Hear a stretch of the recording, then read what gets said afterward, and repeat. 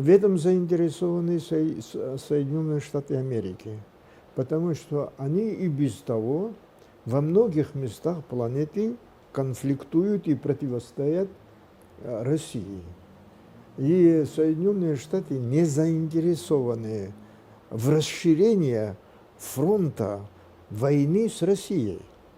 Тем более Украина показала, что Америка не выигрывает в специальной военной операции на Украине. Они это хорошо чувствуют, понимают.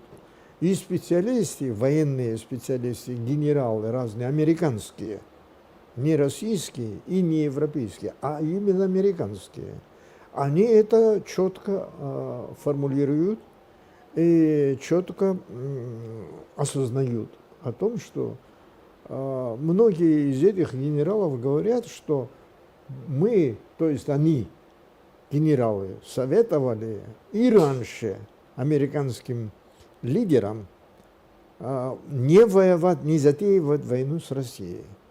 Выиграть войну с Россией Америка не может. Да, конечно, может Америка применить ядерное оружие, но они также четко знают о том, что ответ будет адекватный. Сейчас Россия опережает в производстве вооружения, и российская армия считается армией номер один в мире. Такой армии нет и у Соединенных Штатов Америки. А Россия в этом плане, по этим показателям, занимает первое место. Но, тем не менее, американцы не хотят реализовать эти реалии. Они хотят чужими руками воевать с Россией. Они-то на самом деле не воюют. Они финансируют эти войны с Россией. В этом они вот видят свою миссию. То есть они видят, что Россия нарастает свою мощь, Китай нарастает свою мощь, и американцам приходится каким-то образом сдерживать их устремленность. Вот это, скажем, значит, то, что в Карабахе случилось, это один из элементов. У Соединенных Штатов Америки вот таких конфликтогенных территорий много. Скажем, значит, вот если на Южном Кавказе произошло вот это, на всякий случай они имеют резервы, в частности, на юге России и Украины. Это Молдавия и Приднестровье. Или на севере это Прибалтика, Финляндия, Прибалтика и другие.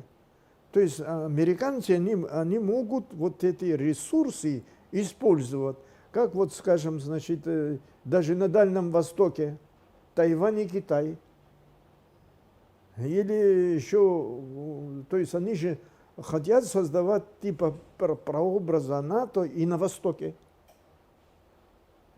То есть американцы сейчас имеют очень много территорий, где они держат свои военные силы, военные структуры.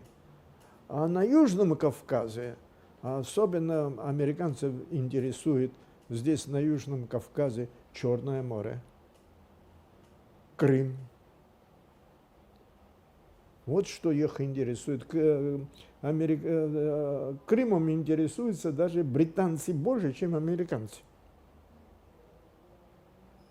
И вот, а это является одной из цепи звено американской внешней политики.